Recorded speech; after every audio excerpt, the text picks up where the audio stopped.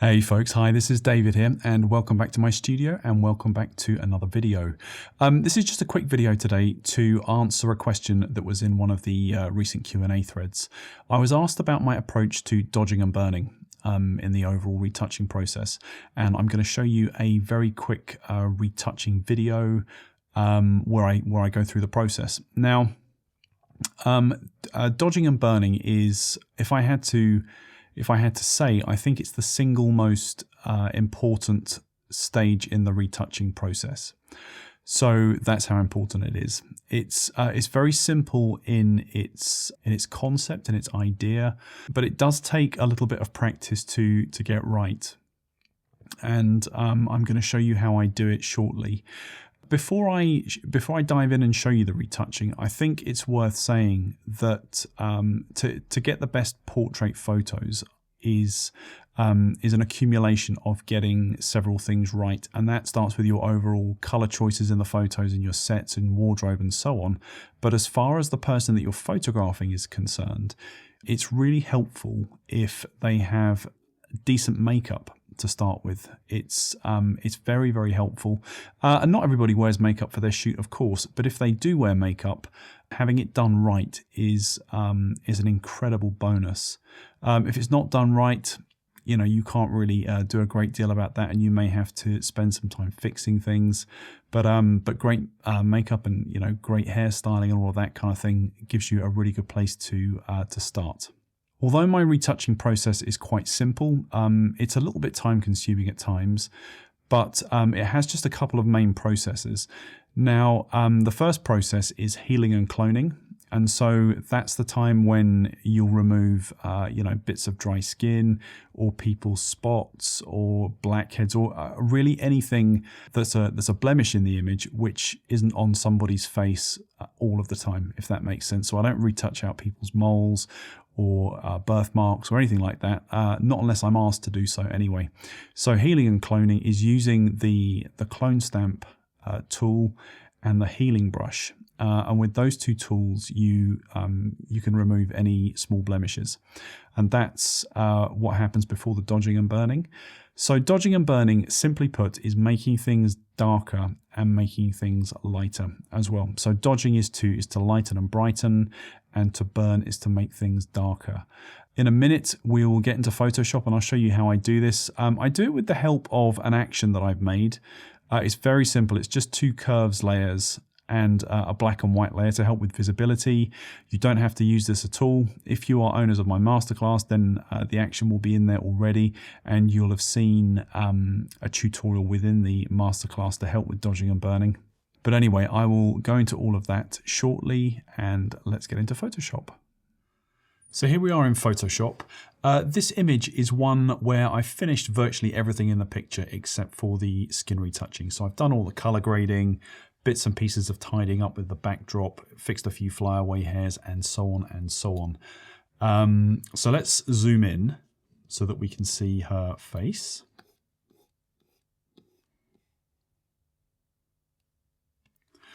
Okay, so the lady in this photo, I'm pretty sure she's not wearing any makeup except for a small amount of mascara. And as you can see, she has pretty good skin. And what we're aiming to do with our dodging and burning is just to equalize the tones of the skin so that it looks a bit more polished and a bit more, I guess you could say, magazine-y, or, you know, just finished. Okay, and we're going to do this a really, really simple way with a dodge curve and a burn curve. Now, the areas that we're going to focus on are, if you look at her forehead, there's some change in the skin tone. You can see it particularly on the right-hand side above the eyebrow there.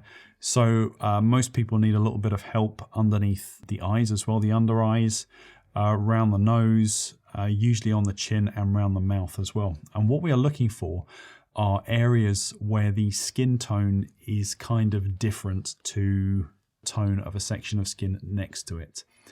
Now, that is not to say we want equal skin tone across the entire face, because that is not a natural state of affairs, is it? We all have variety in our skin tone, and that's absolutely fine.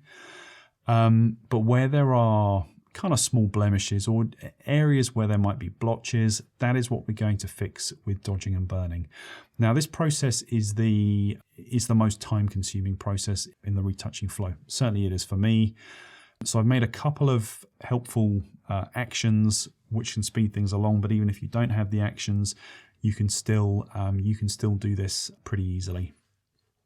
Okay, so first of all, this process is done using the brush tool. I'm going to use a white brush, and if you look at the top here, I'm going to use it at 100% opacity and 1% flow. So you can change your flow. It's at a default of 100, turn that down to 1. And what the flow does is the lower the flow percentage, the harder you have to scrub for something to happen, for the change to be effected. And simply having a very low flow means that you are less likely to overdo the dodging and burning, and that helps to keep your retouching results really nice and natural. Okay, so in my actions panel, I'm just going to run this dodge and burn action that I've made. And the first thing that you'll notice is that it turns the photo black and white. Now, the reason for that is that the contrast is raised slightly by using the black and white layer. And so it makes it a little bit easier for us to see the areas that need some work. So if I zoom in, you can see just on the right-hand side of the mouth, the skin's a little bit blotchy down on the chin. It's slightly dark on the left-hand side of the mouth, on the corner of the mouth. So if you look under this eye, there's a slightly dark streak there. There's a bit of a dark shadow on the left-hand side of the cheek as well. And just all across the face, really, we've got these areas where the skin tone is not quite fully balanced, is probably the best way to say it. And so if we look at the actions panel on the right-hand side, we can see the dodge curve and the burn curve. So if I just click on one of those, so if we just click on the dodge curve, you can see that in the midtones, we've just got a bit of a boost. And so what that means is when I use my brush, I can paint on this effect and it's going to brighten. So the opposite is true with the burn. So we can see that it's pulled down in the midtones, which means that when I paint on, it's going to darken everything up. Okay, so I've also made a mask and inverted it. So you can create a mask down at the bottom here and then click Command or Control I. And so you'll get a black mask, which means that if you paint with a white brush, that will reveal the effect that we're trying to paint on. So one thing that I will say about doing this is the Photoshop brush is not always the most visible thing in the world. So apologies if we get a bit lost. I'm going to start from the forehead and work downwards.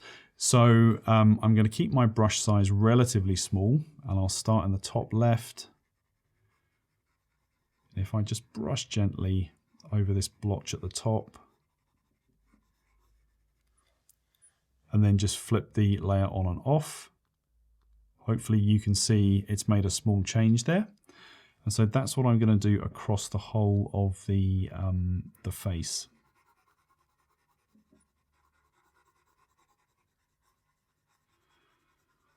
And you can see with the flow so low that the change happens very, very slowly, which means hopefully that my changes will be subtle and gradual. And what we're doing really is blending. So this is the same kind of skill that makeup artists use to get even skin tone. So we're just blending all of these sort of darker areas so that the skin tone is more kind of equal. Now if I just flip that on and off, you can see that the changes that I've made on the forehead. So I'm going to carry on doing that.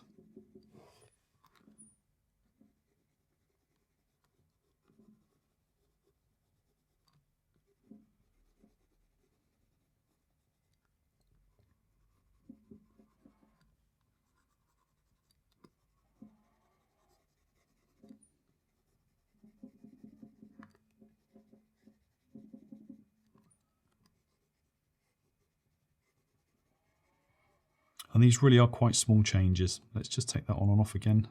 If I turn the black and white layer off, you can see the changes that are being made. So I'm just going to scooch down the face a bit more.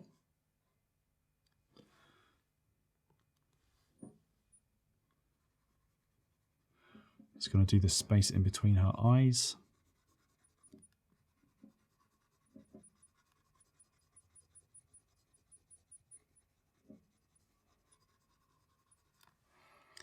Now let's go to the area on the side of the nose bridge on the right.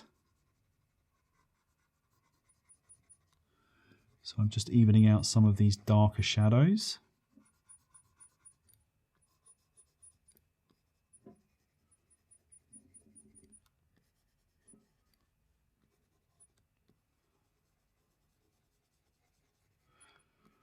It's also worth saying that this process is made much easier if you use a tablet, so a Wacom or something like that. I've never really successfully managed to do this with a mouse or a trackpad.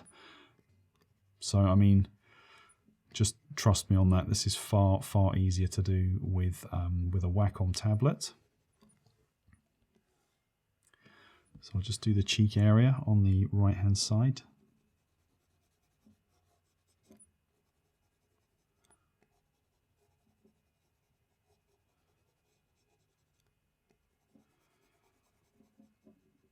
I know this looks like a very, very gradual and slow change on the video, so sorry about that.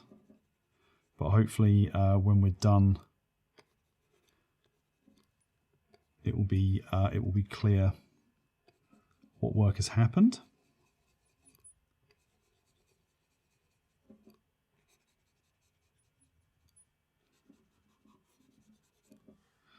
Just on and off it again. So hopefully you can see the changes that are being made. So I'm going to keep going through the image now and speed everything up. And then I'll come back to you when I finish this process.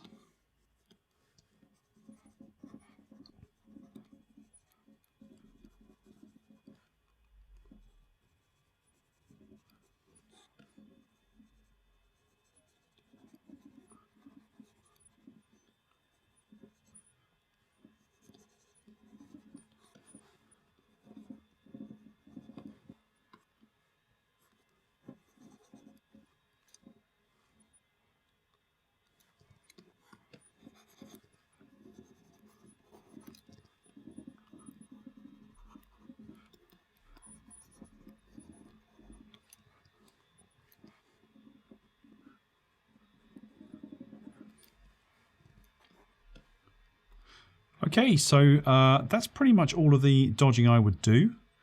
So there's the before and there's the after. There's the before and there's the after. I hope that's helpful for you.